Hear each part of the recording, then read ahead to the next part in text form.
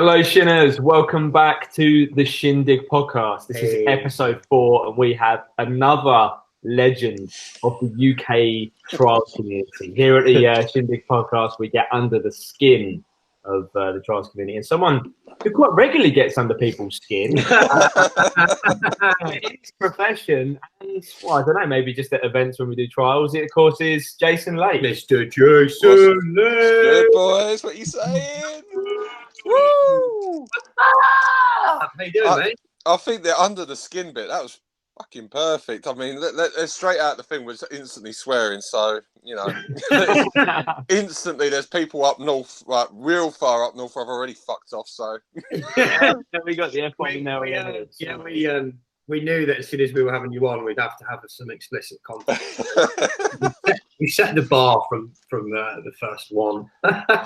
Mate, as soon as I work in a tattoo shop, and like I forget myself so often, like the political correctness and everything just ends there because everybody who walks through the door is just fair game. I don't care, you know, white, black, Chinese, anything. Everybody is just cannon fodder.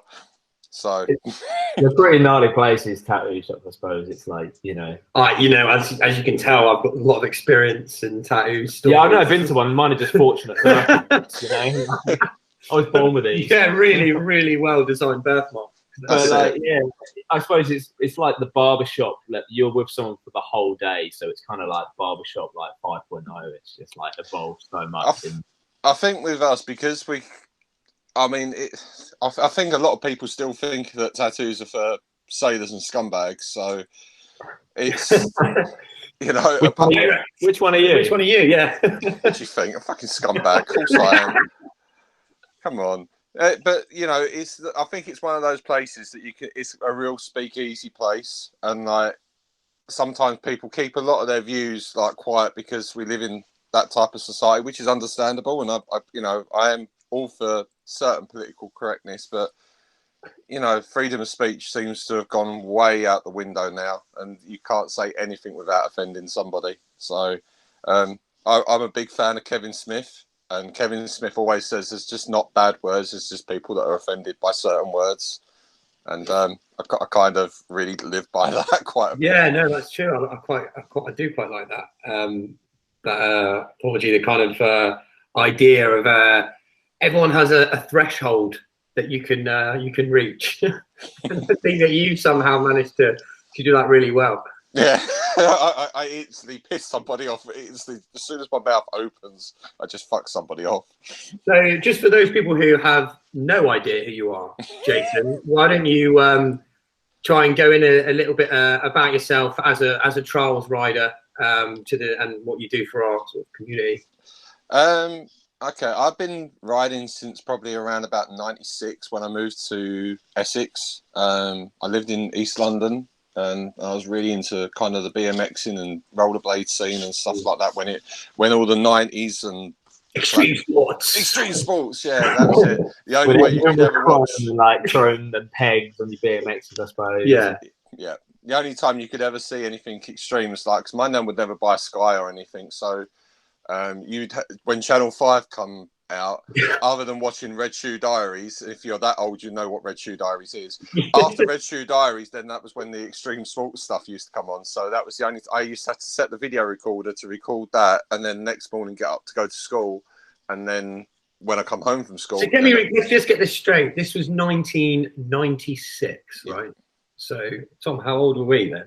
I've been 5 years old. Yeah, I was 4. Well, you remember? I don't know if this was one where extreme sports came on. Do you remember Trans World Sport? Do you remember that? That was on channel. That used to record on to Channel 4. And that was on about. Jason would know that, wouldn't he? Yeah. I think that was before even Channel 5. So that was that might even been surplus like 93, 94 when that come out, and that was when snowboarding was what I really wanted to do. And where I lived in East London, there used to be Beckton Dry Ski Slope. Beckton Alps, yeah. And built on an old rubbish tip. What's it called? Beckton Alps. Beckton Alps. You can see it out on the A13 out of London. But basically, it was. Right. I don't know who popularised. I think even like Princess Diana went down it or whatever. But like, it was like an old rubbish tip, like an old rubbish site converted. They made a massive like artificial mound, and it's still there now. Not as a ski resort, but it was like, oh, if you're from London, and you can come skiing in London, yeah, Beckton out. Yeah. It's basically just built on rubbish from London. Everyone just took their rubbish there. We had this massive mound. I was just like, what can we do? Fuck it, we just put a ski slope on it. That'll do. That's posh. Brilliant. Where should we put it? Where's posh people live? East London. Yeah, that the home of the Cockney. That would do it. Yeah, they ski, don't they? Absolutely, mate. They probably just saw the space. But I wanted to. There's one thing I want to ask Jason. Do you know how many? You're one of the longest riders I've known personally. Do you know how many bikes or how many trials bikes you think you've had since '96? See, that's the thing. Like, because I didn't quite finish how I got into trials, really, but yeah, went way off circuit. Never. It's typical us, where the king of chatting shit, mate. The king, and we're all like that. Yeah, let's just go back to the previous question. So from that era, that was when I kind of got into the whole extreme sport side of things. Then I moved. Eventually, my nan moved me out of London. Kind of going down a path that was not really good. So I just mentioned the Fresh Prince of Bel-Air intro. The Jason Lake on a fresh city in East London. Yeah, in West East London, born and raised, moved to Southend to fuck up all my days. He's like, sorry, Jason, you're getting in too much trouble now. I've got to go to Essex. Yeah, the fucking home of debauchery, Southend-on-Sea, with the original Essex girl. So anyway, we moved to Southend in Essex, and then I was riding my BMX around, and then on the seafront there was 3 guys, and one had an Azonic DS1, a Specialized rock hopper in a 13-14 inch, and then there was a guy that had a 12.5 GT Zaska, and this was the first introduction to trials bikes. Because these guys, do you know who they were now, or who? Names for the people.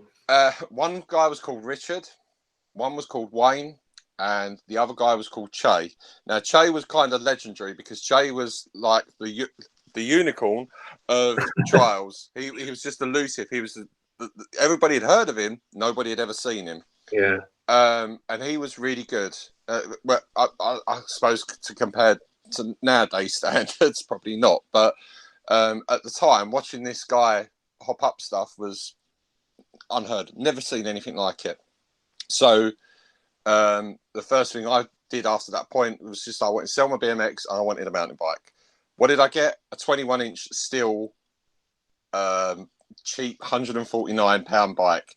And then that £149 bike had Maguras on it. It had FSA Pro cranks, Planet X pedals, real spiky. See, look, but we was doing all the like Jack Carthy spiky pedal stuff back in 97, 98. I want to, before we got off this, the size of the bike you just said, 21-inch, right? So people are going to like bike size in frames or whatever. Like it's normally, it's not talking about the wheel size. Yeah, but frame size. But you'd have to be like 6'2" to kind of ride that comfortably. And remember that when you ride trials bikes, you generally have a smaller frame. You'd have like a little 14-inch seat. I mean, so that must show that you've always been a pretty tall man. You're. When I was born, I believe I was 5'2". Wow. Yeah, no, I was going to say, how would that even work? I thought you came out of your mum at 6 foot. I literally just kept going and going and going. Mrs. Lake, you're giving birth to a giraffe here. Just keep coming. What's that? It's just that's his legs. Like, whoa! I'd be interested to know. You worked in a bike shop, right? So, what frame size would you need if you wanted to have a comfortable mountain bike to actually fit you? Right, look, given previous experience with what's just happened with the whole Scorpio thing, we know that was no fucking. You'll get into that. Yeah. Do you have any idea? That's what I'm saying. What would it think? What do you think it would be? Realistically, I should imagine a real life mountain bike would probably have to be. Well, it'd have to be like an XL, wouldn't it? Which would probably be. I don't know. A 20. I think the biggest they'd make was like a 21, 22-inch frame, but there would be nothing that would be suitable for what I do. I've just learnt to ride small bikes. Bigger bikes, I just don't feel comfortable on a big bike. The only bike that feels right is the Scorpio.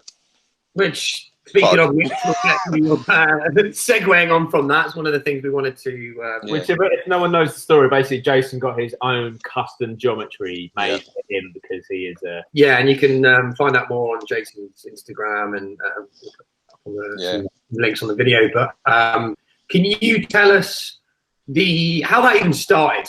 I know the journey of it myself, but how did that actually come about? How did you get into getting that? What, the Scorpio? Yeah, your custom made, one of a kind. The only one in the world. Frame. Kevin, it's quite funny really, because mine and Kevin Lou's relationship started off really awkwardly. Like most of people with Jason, like, who is this guy? Who is Kevin Lou? For those who don't know, like, is he the head of Scorpio or is he? No, Kevin Lou is. Not everyone has met him, so yeah. Kevin Lou is Kevin Lou. I don't know if it's Kevin Lou or Kevin Lai. Kevin is the guy that makes Likey, so the carbon fiber frame and forks and the kind of reinvention of the V brakes and stuff like that. Yeah. Mine and Kevin's relationship never started off kind of that well, to be honest. It started off with a tattoo. No. Kevin lives in China, obviously, and there was. He comes over to ride with us in the London area. He does. Usually one or twice a year. Yeah. So we're going to start some controversial straight out the thing. So if anybody remembers, there was a wee kind of incident over at the China the World Championships, weren't there, with Jack and Sergey? Yeah, never heard of that. You may have heard of it. I don't know. Didn't cause any controversy. Just when we could make a whole episode on that. Yeah, do you remember when everything just dies down? We'll get back on. We'll get. No, it's something I'll chat with Jack about another time. Go on, Jason. You know, you get the kid that everything dies down, and then there's that one guy that just goes, "Do you remember this shit?" Whack. So there was stuff that happened, obviously, at China, and me being me, I couldn't help but kind of, Kevin started having a little go at Jack, and I couldn't help it because I get on really well with Jack. I couldn't help but kind of defend Jack and have a dig at Kevin. You know, my comment was, I think I ended up putting a meme up saying, like, imagine with the Velociraptor with a claw like this, and it was just like, imagine if I put a team together and not one person ever placed on the podium. How would that feel? And then from that, it was like 200, 300 comments between me and Kevin going back and forth like a couple of bitches. Anyway, that was my relationship with Kevin. One start there, you know? Yeah, that was probably like the best way to start a friendship. But anyway, so fast forward to lockdown, or beginning of lockdown. I was riding the Krukers, no problem at all. Really, really good fun. And then I started wondering about the V brakes. So I messaged Kevin, and then from that point, that was when we started talking. He said, like, send me some videos. I'll help you train. Like, I thought, well, fuck it. I ain't got no one else to help me train. Like, I can't go to Charlie's. I can't go to Rad. So, you know, I use the garden, and like, Kevin will help me along. Anyway, so Kevin said, send me a video of you riding, which consisted of me riding for about 5 minutes, trying the best I could do. I mean, I'm old now, so my cardio's fucked. It's no good. I sit down and draw on people every day, so I'm not out being physical or anything. So I sent him a video, and he just instantly sent a video back saying, that bike's too small. I was like, well, there's nothing else to buy it. That, you know, this is as long as we can get over here. And he was like, you'd really benefit a custom frame. And he kind of done a little bit of research, whatever else. And he said, give me an hour. I'll send you the geometry that you need. Sent it back. An hour passed, and sure enough, within 45 minutes, Kevin said, this is what you need. He said, you can go to this firm, and Scorpio. So just a bit of context there. When he says that, he's basically, he went and got frame sizes, like you were saying to us. He's worked out the scaling of it being like a big mod, right? Yeah. A mod with 26 inch. Yeah, perfect. That's Kevin. Again, going back to how me and Kevin got on, I didn't think I'd ever have any conversation, anything to do with Kevin. But because Kevin's has sometimes had a bit of a bad press, like, because he's very controversial and he's very I don't know. Not everybody. It's like Marmite. You either like it or you don't. And I think so with people with Kevin, like you either like him or you don't. Once you get to know him, the man, you know, is really, really nice. And his knowledge of the trials world is like nothing of anybody that I've ever met. You know, and you two know that I know a few people around the world. And his knowledge of like trials is like nothing I've ever known. I think he's had like one of every fucking bike that's ever been produced. Like, so when Kevin said, "This is what you need," and I was like, "How sure are you?" And he was like, "I'm 99% sure this is what you want." And I was like, "Okay." And we got some prices back. And then I was like, "Kev, like, I'm just a tattooist trying to look after his family, put a roof over my kid's head, make sure there's food in the thing." And then I was just like, "I don't know if I've got like money to go and buy another custom frame."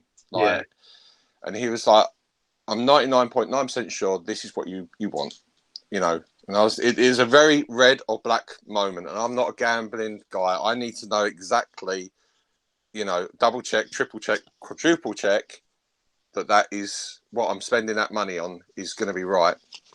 And he was just like, "I'm not normally wrong." Okay, cool. So very confident in his design by the sounds of it. And how long did it take roughly from the point of being like, here's the first numbers in design to you getting it in your hands? What was the kind of the length process on that? I think it was about 3.5 months. It was wow. It was nearly the beginning of. It weren't the beginning of the lockdown because I think it was like about a month into lockdown in the UK, and then I placed the order with Anita, and Anita was so helpful. I know that recently, I'm not trying to defend anybody or anything else, but recently, obviously, some people have tried getting hold of Scorpio and they've had quite a few problems and like delay time and stuff like that. It's just that there's a lot going on behind the scenes. Anybody that doesn't know about what's going on with the cycle world at the moment, back in June, July, or whenever it was that lockdown happened, the country basically, the UK in particular, sold out of bikes. You could not buy a bike for less than £700, I think it was. Of course, that upset then supply chains, and then of course everything. Yeah, it has a domino effect. It's 6 months in advance normally, anyway, isn't it? 6 months. So exactly involved with that. So what happened was, obviously, they still got all their other work as well to do, because it's not just Scorpio. It's not just trials bikes they make. They make frames for a lot of other people as well. That's I'm kind of revealing a little bit of the curtain and putting the curtain back, but there's a lot goes on behind the scenes. Anyway, so that's why a lot of people have tried getting hold of Scorpio and not had a lot of luck with them recently, because they're still catching up with all the bloody work from the previous lockdown. Anyway, so it was 3 months, I think, from start to finish. And Anita gave me a deadline date of when it would be done. And I was just like, okay, cool. You know, bearing in mind that I'd ordered RC car parts from China and I had to wait nearly 3 months or so, if not longer, just for parts to get out of China because everything was locked down over there.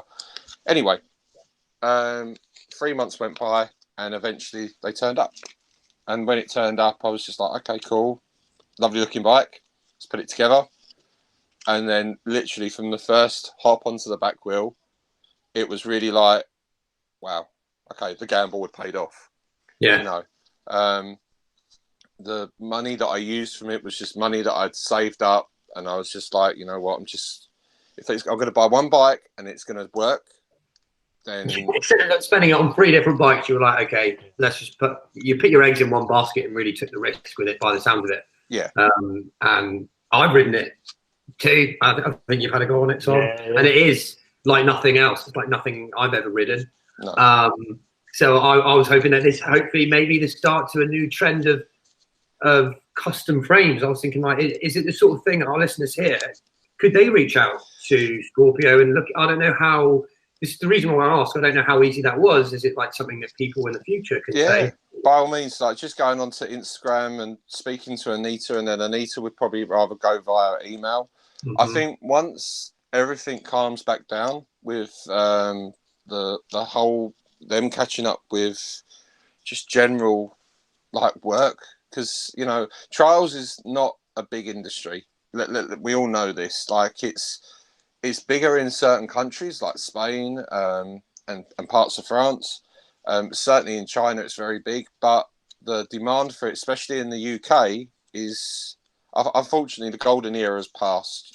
It's a sad fact. We're creating a new one, mate. 2020 this year, we're creating a new. That's it. Era, bringing back conversation. I big group rides, this year. That has been so nice to see. Charlie, it is improving. Yeah, I think it is, really is improving. I know that we were talking about it before we were on air, and it's only getting better. I think the lockdown has really made that. It's brought a lot of old riders back out, and because they've had time on their hands, and they all of a sudden they've gone, I used to ride a bike. I wonder if I can do that now. I'm in my late 20s. I'm in my late 30s, whatever.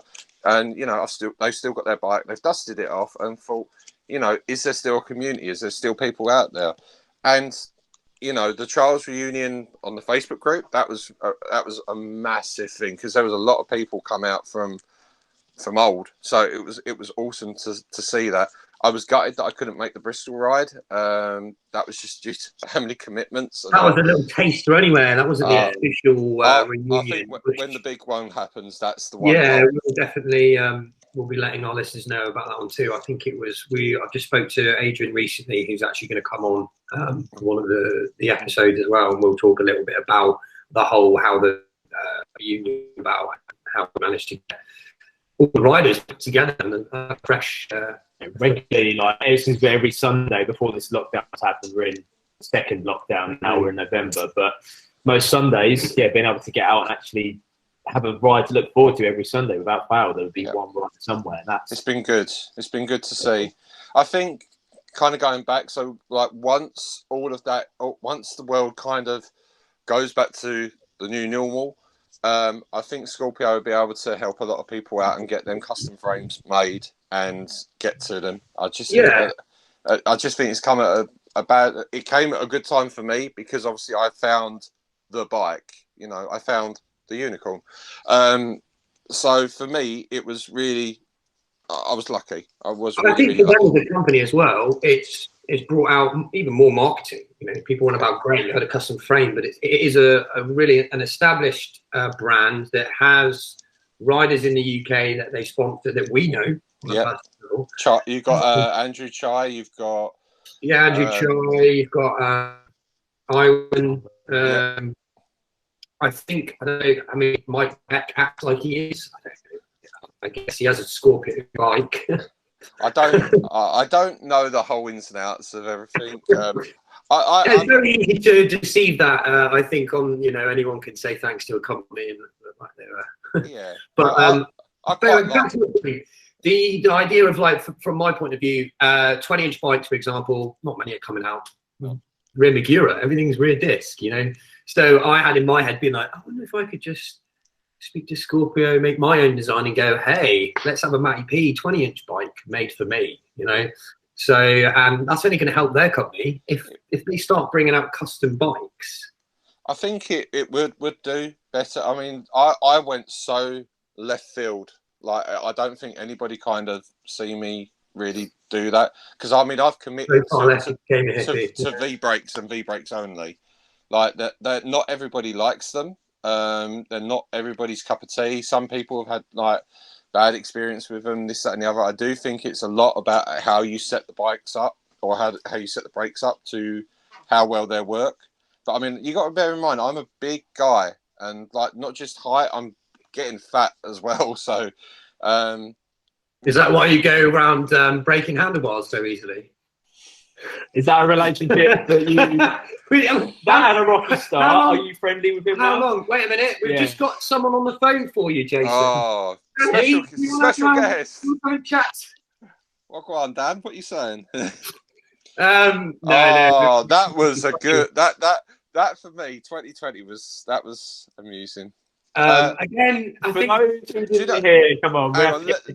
We need some context here. Wait. We'll go. Do you want to explain this, Jay, or is it better if we do it? I got so in trouble. I think you've explained it enough, Jason. I think that basically we'll go with, as you can see, Jason being one of the most powerful riders there are in the UK. Outside up in everyone. Powerful. Big side ups and so on. He basically did just massive 57-inch side up that he didn't have his camera set up at the time. And on the preload, he managed to break his bars or handlebars or something along those lines. When you say 57-inch, I think there was a slight misinterpretation. I think it was 57 centimeters. Oh, was it the typo? Oh, mate, the official police statement says 57 inches, so we'll just leave it at that. Let me bring people up to speed really, really quickly. I bought a set of handlebars from... Jason doesn't know how to fit them because he's never worked in a bike shop or spent quite a lot of his life there. In fact, that's how I came to know Jason, actually. It was. UK. Oh, we'll get on to that. We'll come back. We'll come back. That I found really hilarious. We'll go on to that. One Jason, go on. So I bought a set of Danny Comas high-rise bars. Now, the geometry of those bars, I'm going to give it to Danny. It's perfect. Really good bars. Sure, yeah. However, I bought them. I had them less than a month, and I cracked them. And it weren't a case of like I over-tightened them or anything like that. They just cracked. Now, when I got in contact with the person that I bought them off of, he then got in contact with Danny, and Danny basically just said that I'd fitted them wrong. And I was like, "Look, that's impossible. I've worked in a bike." You've missed an important part that I think, from my view of the story, is at that point you sent him a picture. Yep. That was all he asked for. He asked for an image, and he very quickly diagnosed the problem and how it happened via an image. He didn't ask the product to be sent back. He didn't say, "Oh, that's strange. Just leave it with me. Let's investigate further," or anything like that.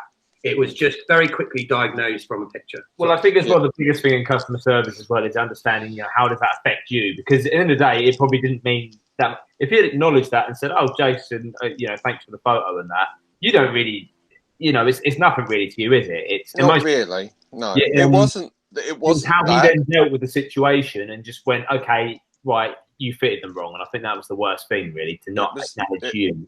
It was just kind of the way that he went about it. That was the bit that upset me. That it was just more the fact that, as everybody knows, I travel up and down the country, like on the microphone, doing shows for everybody, and. Trials for a lot of events. Basically. So again, that's where your other famous accolade is that every year at Radfest and the Tide Days that you're always on the microphone. You are the voice of trials. Yeah, the big trials event we've had in London. You are the voice. It was just the way that he went about it. I'm that type of guy that will go the extra mile for somebody, even if I am tired and I'm out. I'm done. I will go the extra mile for somebody because that's just my nature. And it was just the way that I was so brushed off of just like kind of, you're at fault, this, that and the other. There was no sort of discussion or anything like that. It was just like, no, done, bang, go away. Just have a happy meal and bugger off. And that was the bit that upset me. And it wasn't because, there's kids that kind of see us at these events and then I don't think I inspire anybody, but then I have had other people come up and say like, "Thanks for doing that," because like it's made me want to do this. So, I don't claim to be the best trials rider. Chuck a rock, you will find somebody that can ride a bike better than me. But I think I got described it as on the trials forum as a loudmouth yob once, and I've never forgotten that. So you know who you are. Peace of that. And I am, but. I've got the biggest heart in the world, and I would do anything. Go hungry. That's what I say. Quiet kids go hungry. And so I just didn't want somebody buying a product and getting given the same type of service as I received, and that's what annoyed me, and that was why I kicked my heels up a little bit. Okay, I did go over the top a little bit, and I did upset a lot of people. Those I don't think the videos are there, but if anyone was watching you at that time. Jason managed to turn his broken handlebars into a barbecue holder. That was brilliant. He was cooking meats on them and like multi. Did you put one of those braces that you get on like the motocross cycle? That was it. Was it you re-braced them and sort of make a point of them? Funny enough, back from '96, that was still in the fucking toolbox, and that was just like that was the only way that they would live. And I mean, again, I'll put some of my view to that. I know that let's just say that you broke them and they broke from doing that.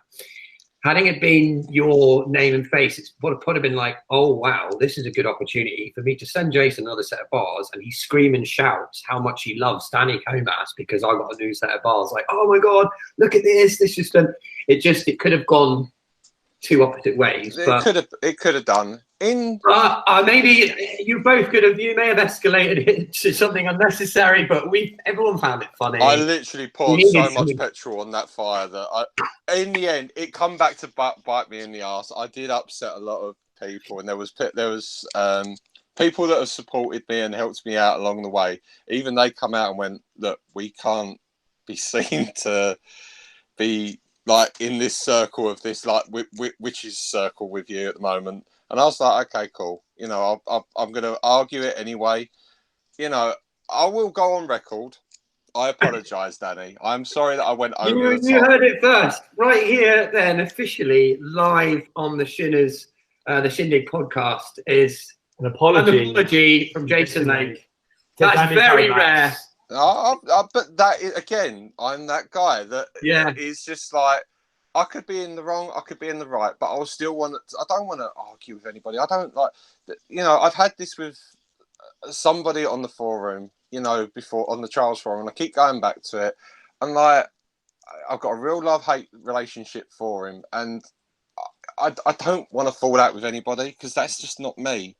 I want to get on with everybody, even if you piss me off. I still want to be your friend. And even if you've done me wrong, I still end up wanting to be your friend. There's very few people in this world that I literally would not piss on if they was on fire. But I don't know. The Charles Forum. The Charles community is very stable. We're a very small community anyway, and everyone has known each other for so long. It's now most relationships with the Charles community span decades now because of how long it's been about. Because there's not many new riders come through. There is some, but it's one of those things. There's people that I know who I may necessarily have never met, or people who know me and I know them. We may never have had proper conversation, or we've just said hello, hi, but we've technically known each other for 15 years. Yeah. And it's that kind of level of, despite it having so many different niche groups, you've got like, there's kind of like TGS riders, or you might have the street riders, and there are little bits of groups, but I've actually found that there's still this network of them all being connected in the same sort of way, whether that be from where we're riding. We still ride with street riders. TGS riders, they still ride with what we consider street riders. It was spots. Yeah.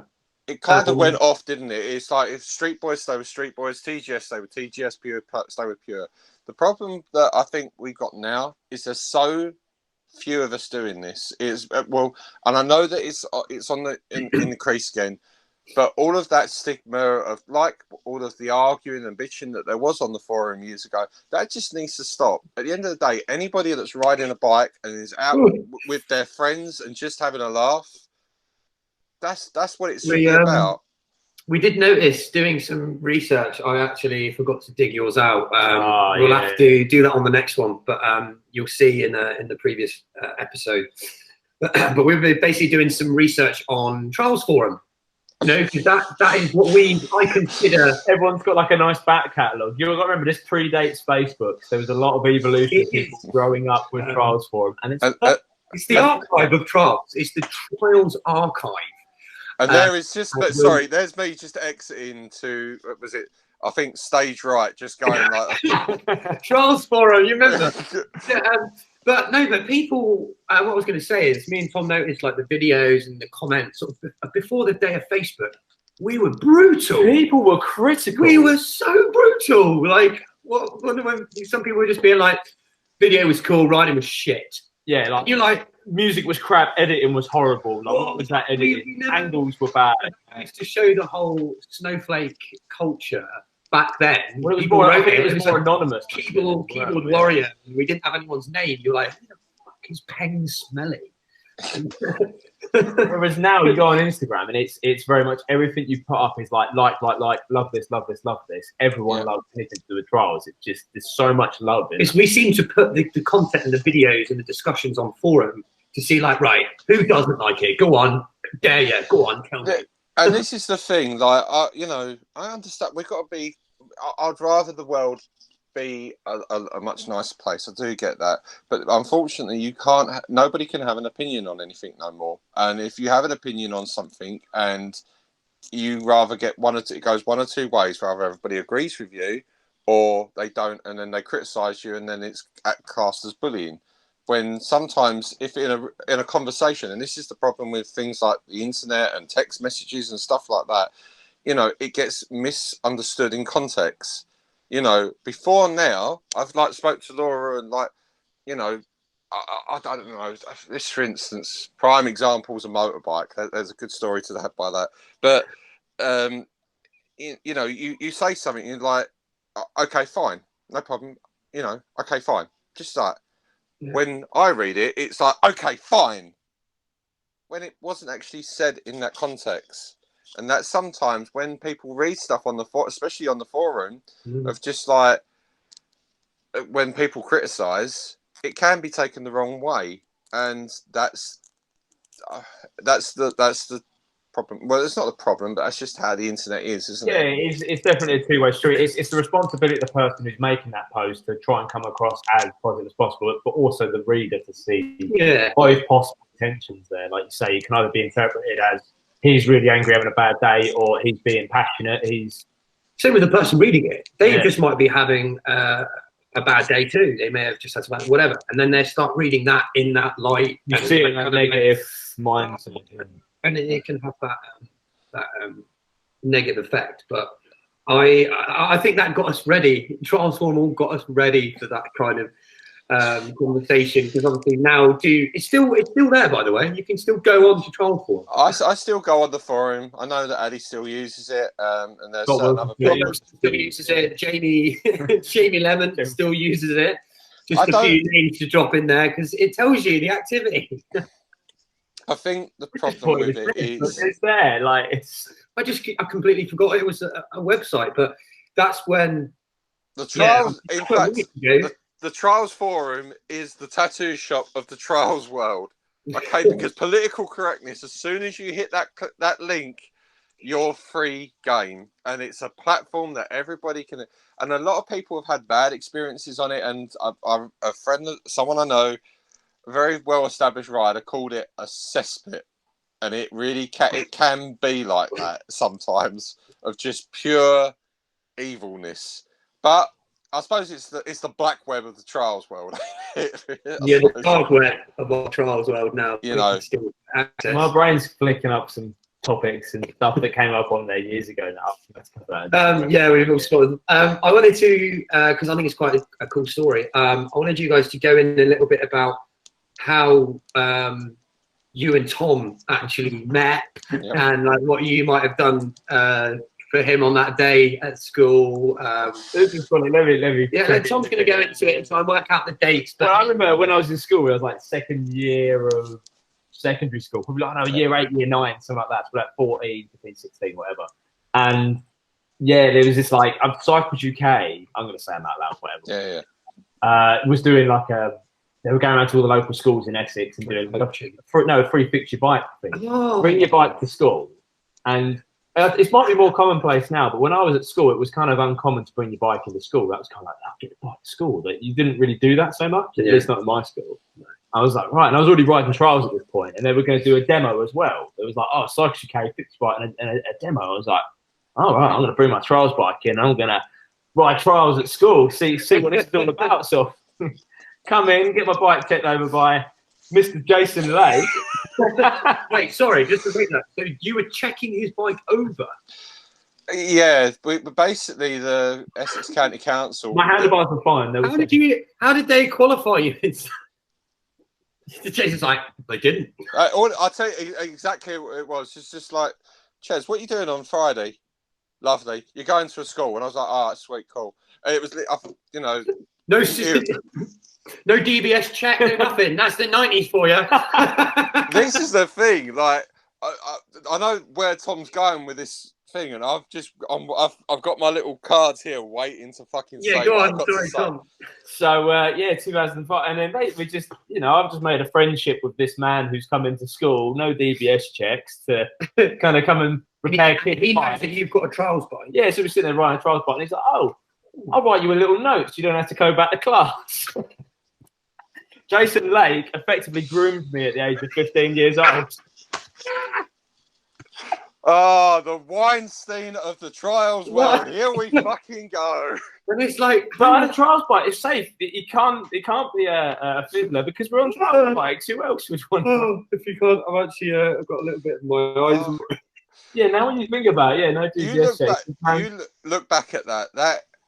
I mean, the school were very fucking willing, weren't they? Really. To be fair, like. I don't think the safety checks were.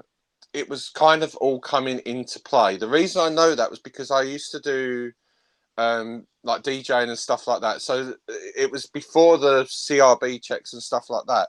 But in hindsight of it now, like looking back at it, like the school really didn't have much knowledge of like who I was, where I was from, other than that I was from this firm.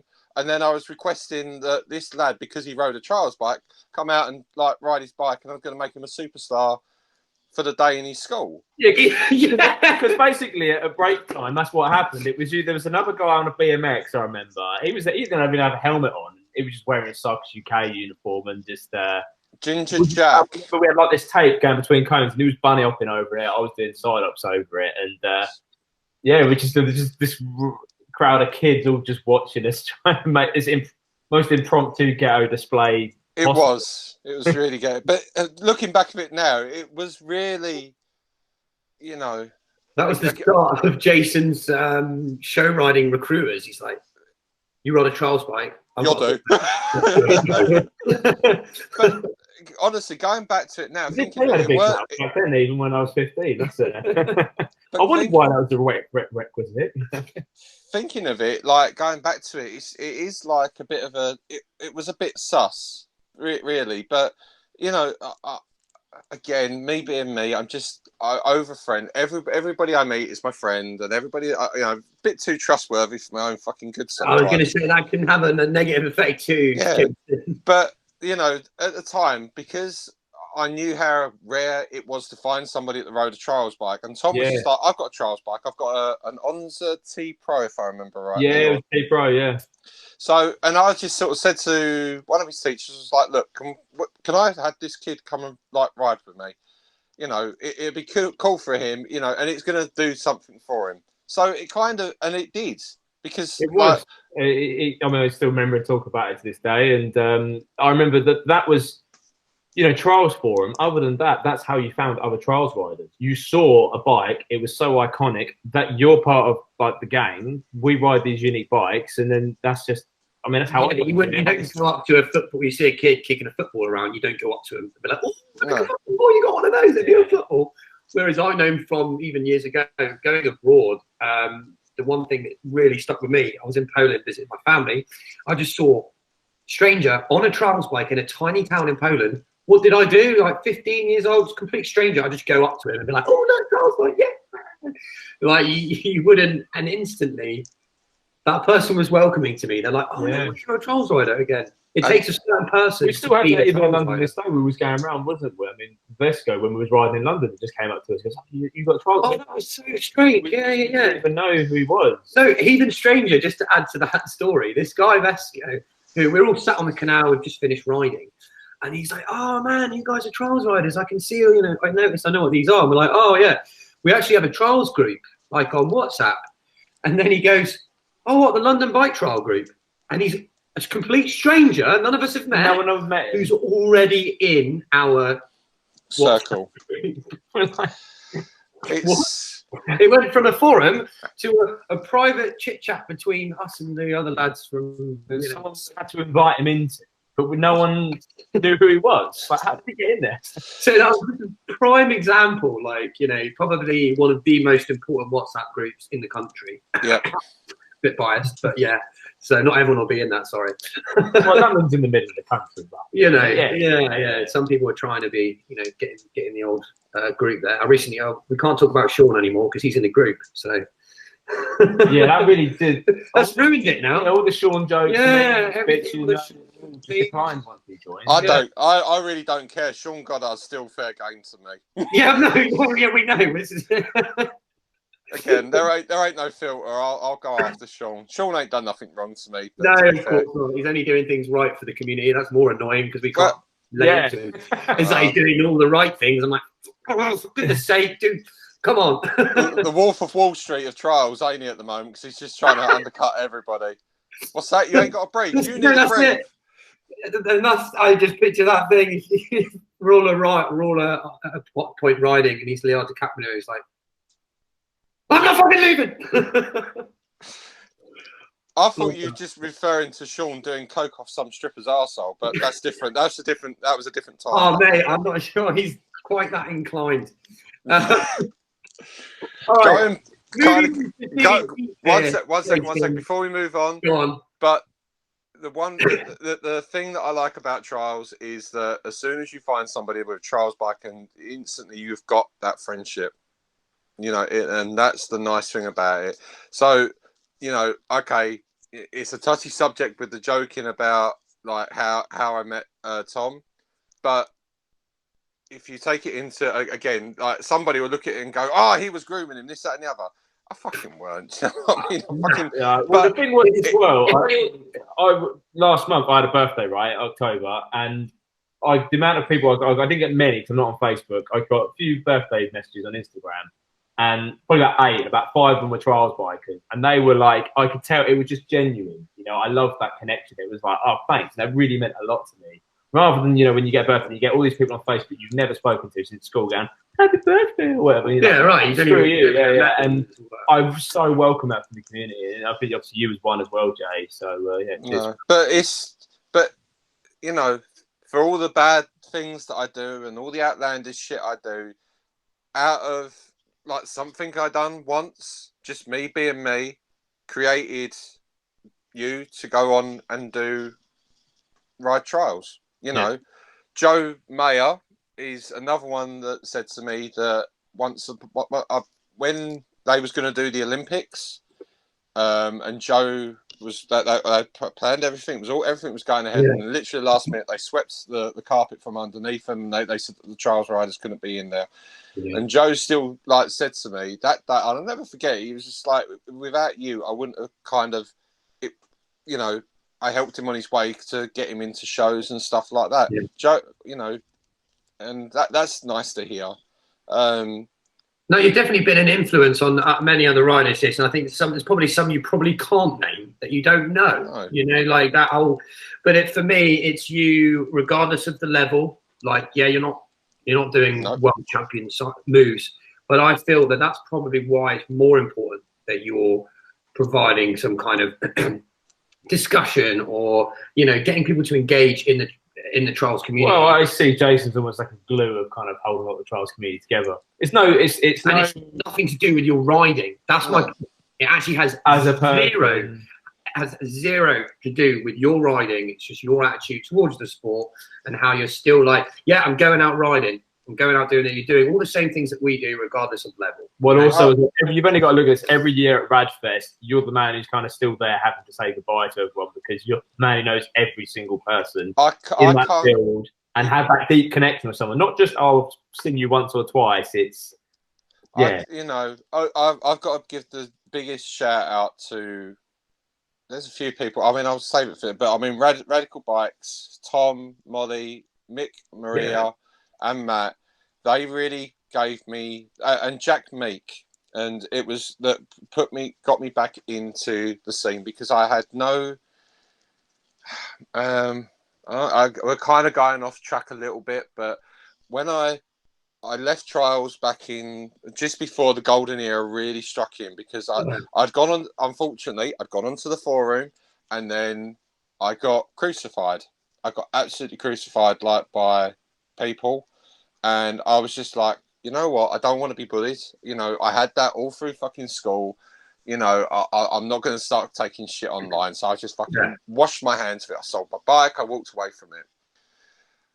I got into tattooing, and then that kind of spurred on, and it's still, lucky enough, it still pays the bills and stuff like that.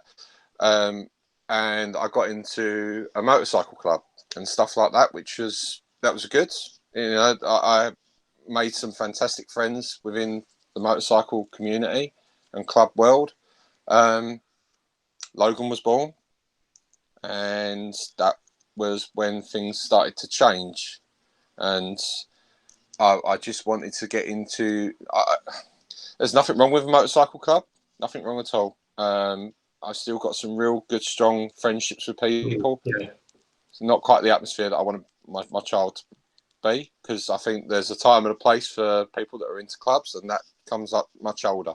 And it's not something that I just wanted my kid to be around. So I then decided that I wanted something more positive, and like something that I could do with my son, because that's quite a difficult thing to do, father, and especially at that age. The club, just passenger, really, just coming along. Yeah, it's like a passive activity, if anything. The club scene will take a lot of your life up. I'm not, you know, it will absorb you, and it becomes everything, because you live and die for that club. Yeah. Anyway, moving on. And then Leon Neal's video flashed up. Now, I hadn't spoken to Leon for a long time. And Sorry? Is that the guy who does backflips?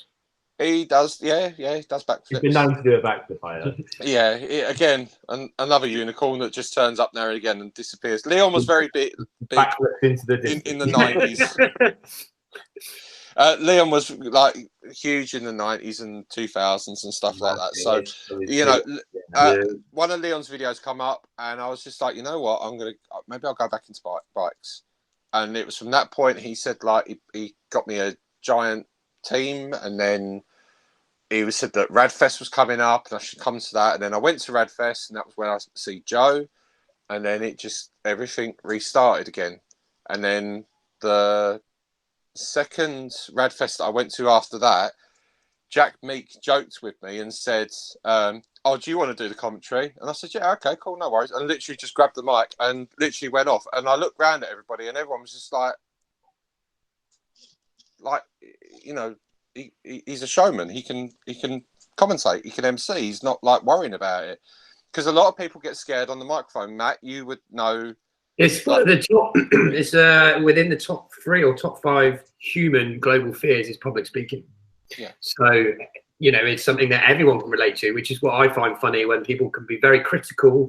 They can quickly go, "Why is he doing that? Why is he doing that?" Or when they say like you, and then you go, "Okay, there you go. There's a microphone. You take it." They're like, "Oh." So, mate, absolutely. Until they've got it in their hand, they don't realise what. You know, it's quite easy, I think, when people comment about your shit and they say, oh, you're rubbish, this, that, and the other. It's a terrible video, you're riding this, that, and the other. And then when you try and call these people out and you actually want to speak to them face to face, they're like, you're right, mate, how you doing? You're like, oh my God, that was really good. That was really good. I can't do any of that. And that's why I think it's not even that. It's just, but like online. Just projecting my insecurities onto you. Yeah. But I mean, I think that's why I admittedly was a bit hesitant even to start a podcast this year, because I'm critical too. I know that. We were like, oh, hang on a minute. Who cares? Just get it out. Just record stuff. I'll do the conversation. If they don't want to listen, they press start and bugger off. So yeah, it's that kind of attitude that you need to have, realizing you cannot please everyone, because you're going to have more people listening to you than ever. I worked that out. Again, through listening to Kevin Smith, I got called out on one of my tattoos, and I got absolutely rinsed across. What do you mean? Sorry, you got called out on one that you did on your tattoo on you, or something you did? No. What happened was I done I helped somebody out with their college work, and then they kind of done this documentary thing, and I kind of didn't speak out a term. But I kind of sort of put myself in a category that I actually wasn't. I mean, if you think trials is like critical, fuck me. Don't get into tattooing, because the tattooing is so critical. It is unreal. You know, and people have got something to say about everything. and I got absolutely called out and rinsed, and I was in bits, and I mean I literally thought to myself, I'm going to stop tattooing because I got called out by an internet troll. And there was a few people that talked to me off the ledge, as I call it, and they got me over because I crashed. You want to talk about depression and stuff like that?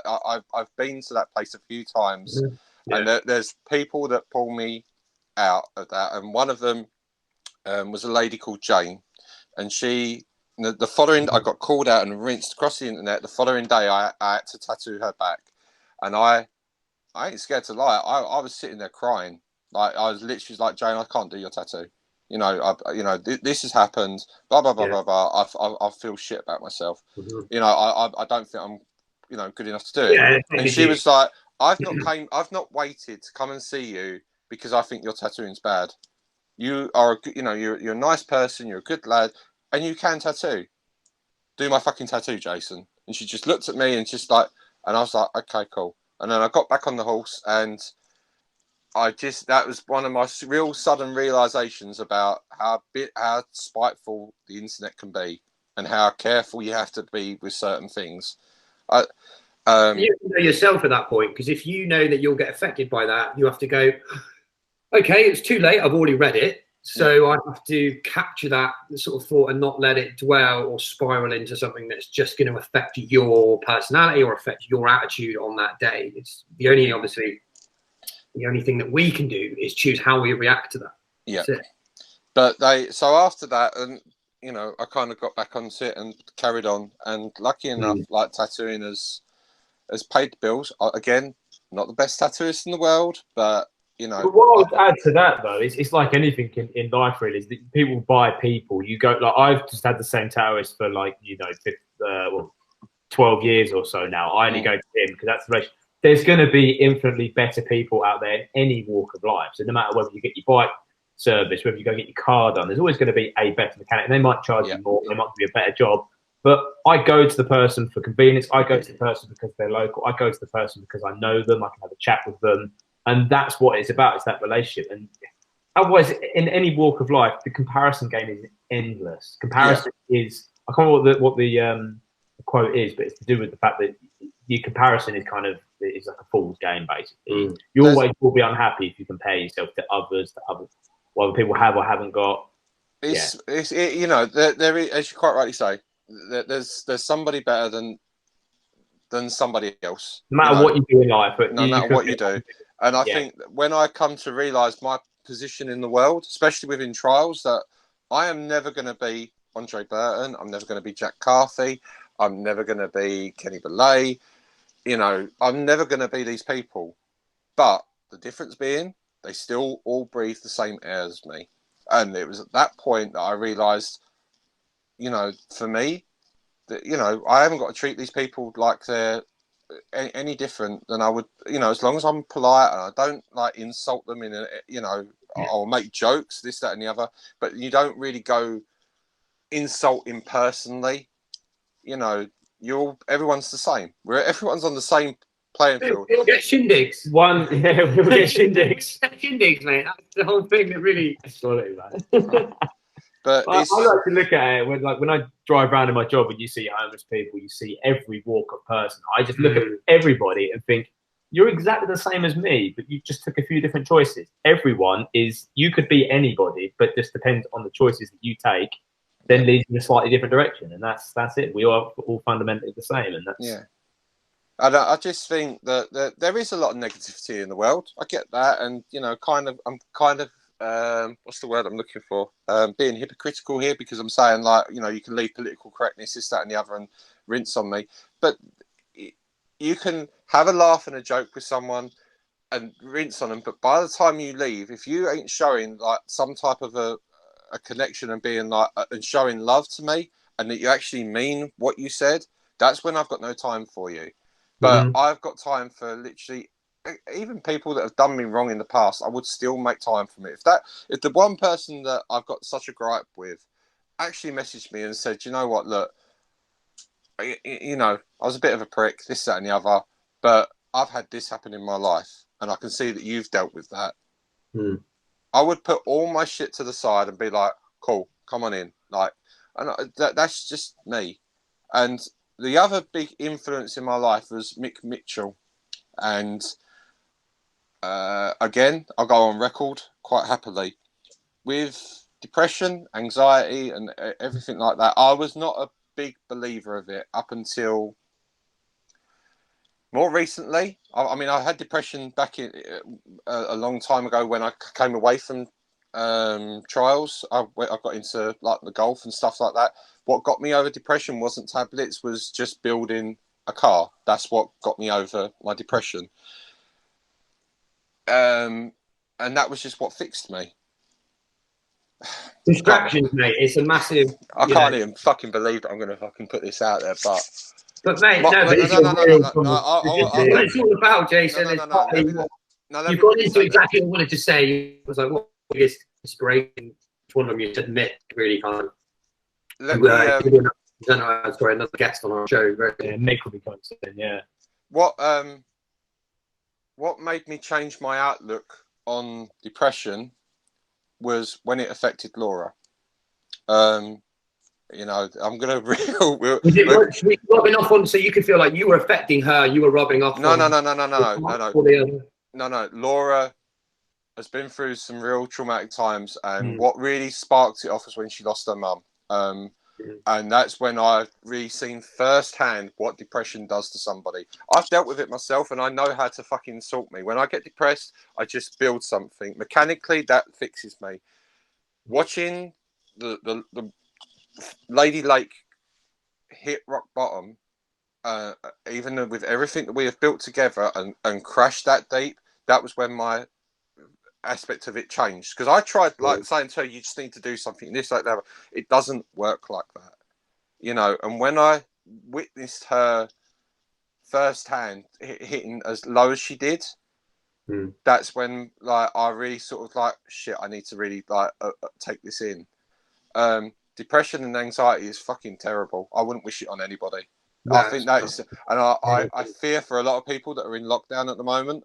And I will go out there. If you are feeling dark and you feel like doing something stupid, please just fucking ring me. I don't give a fuck what time it is. Just pick up that phone and call, because it is a dark place. If you've never experienced it, you won't understand it. But when you're there, you could have everything good in your life, but you don't see that. You just see the negative, and that's all you focus on. And you know, the person that talks me off the ledge whenever I get like that is Mick Mitchell, because Mick is the only person that Laura knows that if she can't help me, she rings. Because Mick, there's two Micks actually. There's Mick Mitchell and Mick Spindley from the RC Cars. They're the two people that I speak to, and they really do talk me down.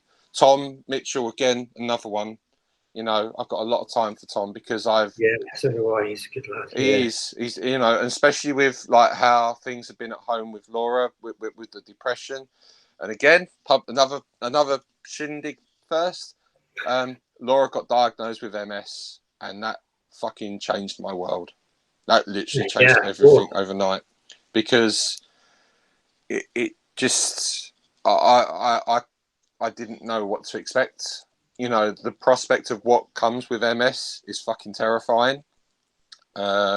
She's been so brave and strong with it. But, you know, I really had to ring Mick, and I was just like, I'm here. And he was just... and Mick really does give you a different type of way of looking at a problem. The same as Tom does. You know, you've got a problem, and be like, okay, this is the problem. That's the other side of you, isn't it? That 360 image that they can see that you can't. I have an episode specific to kind of depression. Hopefully, we're going to talk to a few other people about it. But I know from my personal experience that riding is actually a medicine for me. Yes, that's where I was going to. Yeah, that's it. And I think that you were very similar. I have had my own experience with mental difficulties, and riding is actually a form of medication for me. It 100% is, and I can tell if I don't ride for 2 weeks, my mind knows about it. Yeah. So it's definitely something that hasn't been raised enough, I think, in our world of trials, because it can get left, and we're quite harsh on each other, and sometimes banter can be everything. Sometimes you say the wrong thing to the wrong person on the wrong day, and it can have a bad effect. And I know that in the trials scene, we might not talk about that enough, but it is there. People know about that. Yourself, from myself, and Tom's experiences. We all do deal with that. I think, as you say, like Laura will sometimes say to me, I'm going in a dark place, and she'll just be like, go and ride your bike. Center yourself and come back and be the dad that you can be, you want to be, that you are. Because even, I think, I'm far from perfect. Everyone says, oh, you're such a good dad, this, that, and the other. I do the best I can for Logan and Mia on a daily. It's the reason I get up and go to work every day, is to look after this family. And I think some people, when they get really critical and they start calling me out and they start saying shit, that's fine. You're entitled to your opinion. But just remember, the reason that I fucking do everything I do is for my family. And like my kids and Laura, and my family are everything to me. I don't always show it, but, I get it wrong. As a dad, sometimes I'll be the first one to say I make mistakes. But, I'm far from perfect. I just think people, especially when they start criticising you and this, that, and the other, and because I've had it before where someone turned around and said you're just using your kid to get like further in the trials world. I'm like, what? Excuse me? How fucking dare you say that? And I was just like, if anything, I'd say if you didn't have kids, you'd probably be going further in the trials world. Like Logan. Like everyone goes, oh, Logan's really doing well on his bike. And I'm like, yeah, Logan does it. Logan will take it or leave it. And again, education from Mick was like, do not put. I'm not seeing you push him or doing it. He's just organically kind of roaming, doing his thing. Like, that's his own thing when he wants to put up. I mean, there's, I'm sure there are some rules there, but I've always seen him being his own character. Yeah. And he's become more of his own character, and I don't know if that's because he sees me being so outlandish and flamboyant as I am, but he is becoming his own person. But got to get something out of you, isn't he? I don't want. I've always said to Laura, I've said to Mick, and I've said to Tom, I was like, you ever see me push Logan or be like, do it better? Somebody fucking pull me to the side and have a word with me, because that's not what especially with trials, it's such a hard thing to do. And Logan is really critical on himself, especially if he's riding, even now, because he will get through our garden setup and he'll put one foot down and he'll be like, no, I'm doing it again, it's not right. And it's, I think that's in trials riders. There's something mentally unstable about every trials rider, or BMX or skateboarder. Anybody that hits a trick, you just there's something not mentally right about somebody that wants to sit in one place doing the same thing repeatedly until they've got it right. There's something not right about that. Yeah, or even of OCD. Or just we like this kind of gritty, close encounter community where so much we go to a riding spot and you can ride 20 meters over that way on your own, but you're like, no, all 5 of us ride this same 3-foot wall together. It proves that we are social creatures. We are. Have to stay in a little group, little pack. Social creatures. And I've noticed even more when I was a kid, a lot younger, this is like 10 years ago riding, I'd go out on my own all the time. I would just do that, just go out on my own, ride and do that. Some riders still do that because it's all they can do.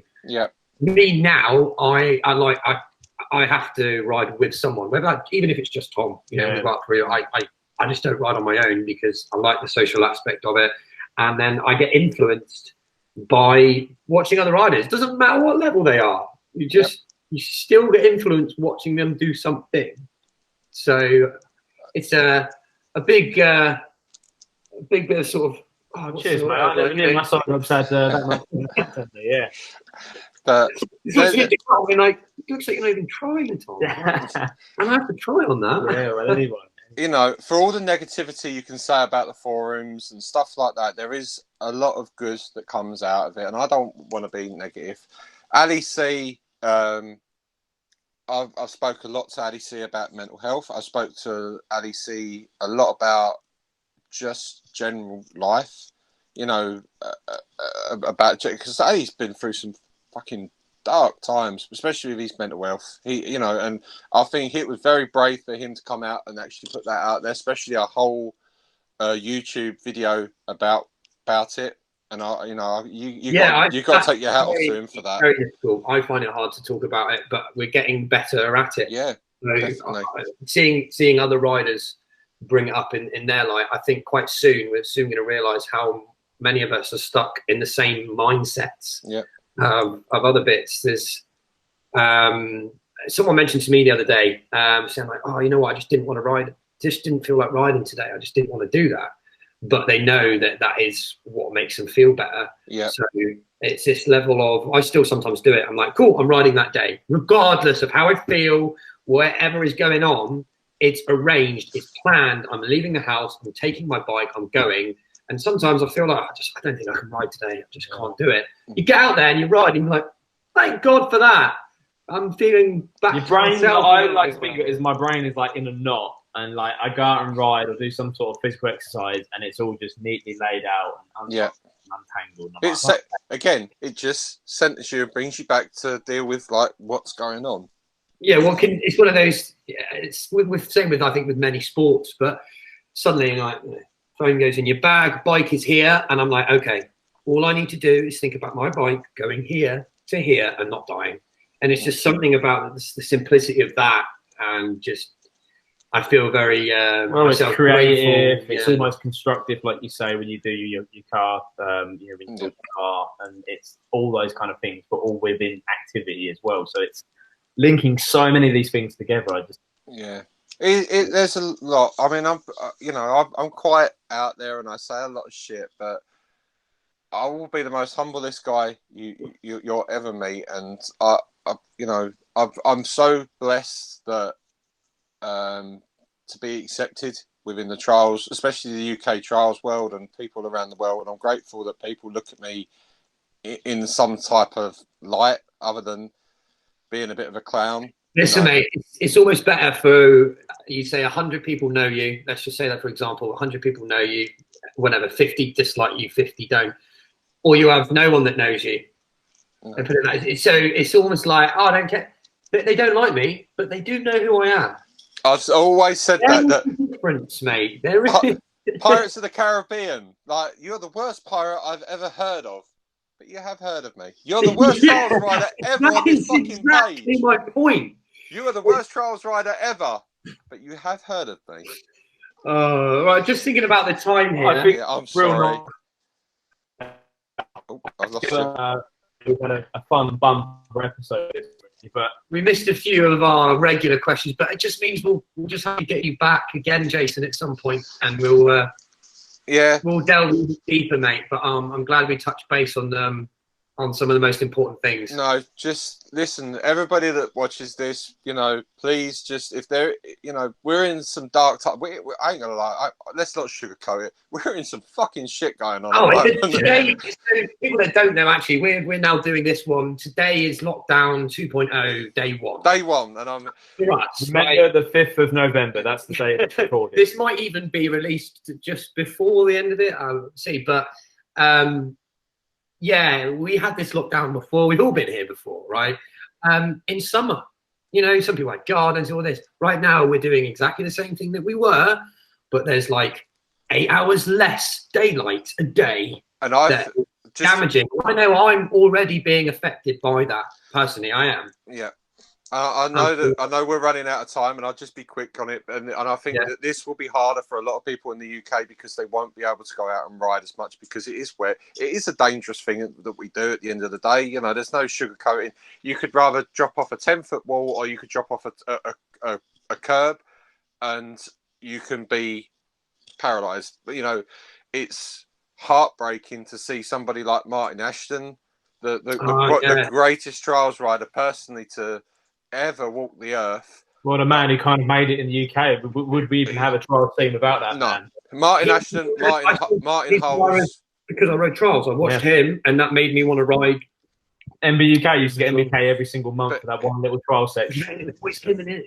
But what an amazing person to and look at it when you watch the TED interview, and he'd be like, "What is the who's the best in being is paraplegic? Is that what he is, or is he? I'm not very up to with how he's like. I won't say in case I get it wrong.